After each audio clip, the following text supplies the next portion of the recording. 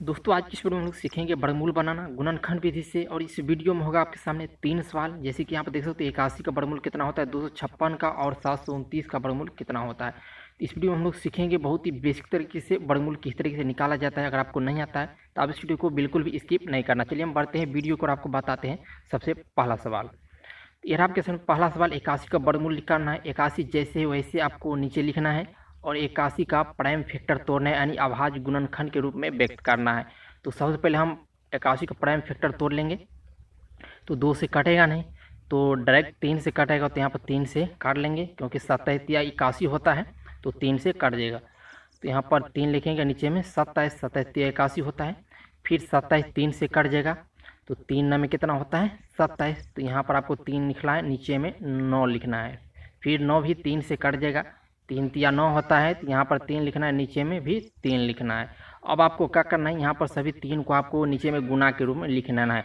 यहाँ पर लिखेंगे 3 गुने 3 गुने 3 गुने 3।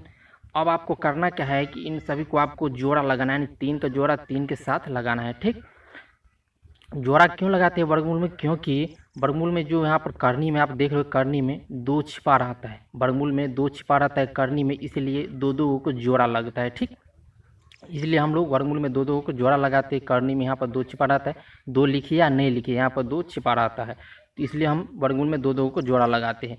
अब आपको यहाँ पर 3 का जोड़ा 3 के साथ लगाना चाहिए, 2 का जोड़ा 2 के साथ लगाना चाहिए।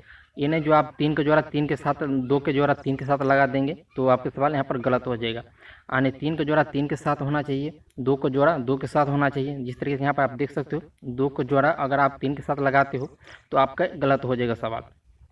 फिर आपको यहाँ पर अगर 5 का जोड़ा आप यहाँ पर 3 के साथ लगाते हो तो पर भी गलत हो जाएगा। यहाँ पर आपको 2 का जोड़ा 2 के साथ लगाना चाहिए, ये आपका सही होगा। फिर आपका 3 का जोड़ा 3 के साथ होना चाहिए, ये आपका सही होगा। ठीक, तो इस तरीके से आप जोड़ा लगा सकते हो। तो आपको दोनों 3 में से आपको करना क्या है, एक 3 आपको बाहर करना है।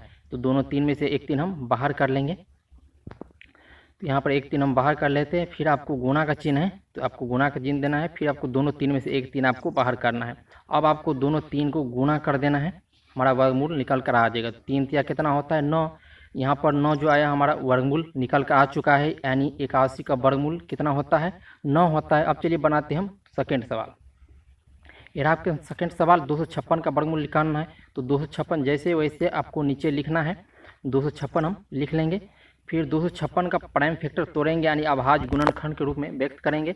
तो सबसे पहले 2 से कटेगा तो कट जाएगा, तो 2 से काटेंगे, 2 1 कम 2 हो जाएगा। फिर 2 दूनी 4 बच गया 1, 1 25 16, 2 8 16, यानी 128 दूना होता है 256। फिर 2 से कट जाएगा, 2 छक्के कितना होता है 12, फिर 2 चौके 8 होता है। अब 64 दूना 128 होता है। फिर आपको 2 से कट जाएगा, 32 दूनी कितना होता है 64, यहाँ पर 32 से कट जाएगा। फिर 2 से कट जाएगा, 16 दूनी 32, नीचे में यहाँ पर 16 लिखना है। फिर 2 से कट जाएगा, 2 8 कितना होता है 16।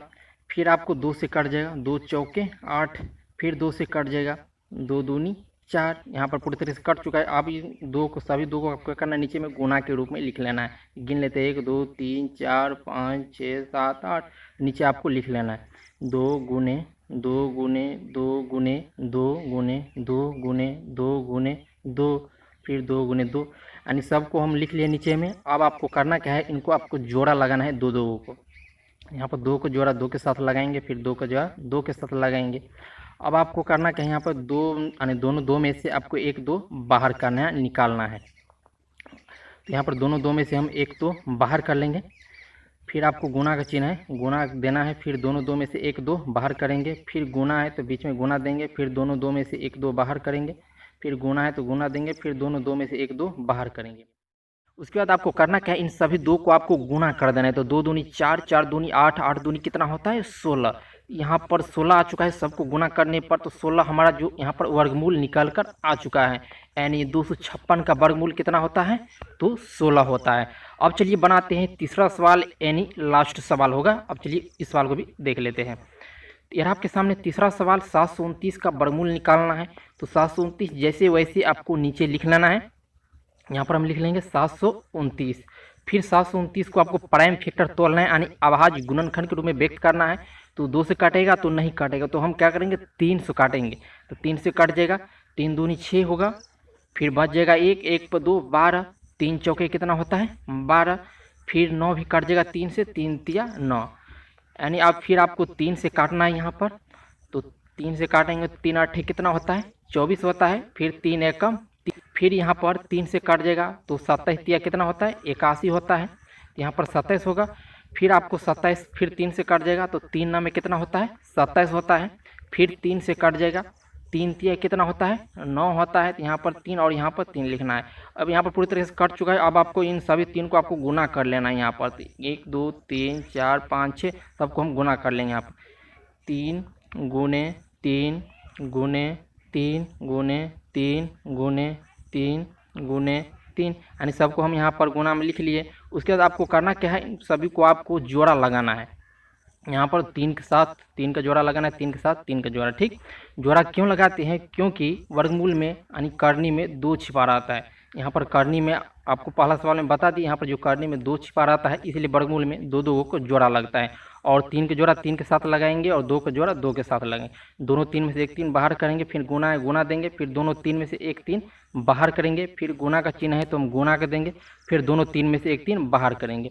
अब आपको क्या करना है, इन सभी को आपको गुना कर देना है, तीनों 3 का। ठीक, तो 3 तिया 9 तिया कितना होता है 27 होता है। यहाँ पर आपका जो 27 यहाँ पर गुना करने पर 27 आ चुका है, तो 27 हमारा वर्गमूल निकल कर आ चुका है, यानी 729 का वर्गमूल कितना होता है 27 होता है। तो इस तरीके से आप 2 अंक और 3 अंक का वर्गमूल बना सकते हो। तो आज का वीडियो में बस इतना ही, अगले वीडियो में मैं आपको इससे बड़ा लेवल का वर्गमूल बनाना सिखाएंगे। तो उम्मीद करते हैं आपको ये वीडियो अच्छा लगा। वीडियो अच्छा लगा तो वीडियो को लाइक कर दीजिए, और चैनल पर अगर आप पहली बार तो चैनल को सब्सक्राइब करके बेल आइकन को प्रेस कर दीजिए, ताकि आपको इस तरह के बेसिक सवाल आपको हमेशा सीखने को मिलता रहेगा। अब चलिए मिलते हैं अगले नए वीडियो के साथ, तब तक के लिए जय हिंद, वंदे मातरम। वीडियो देखने के लिए आपको बहुत बहुत धन्यवाद।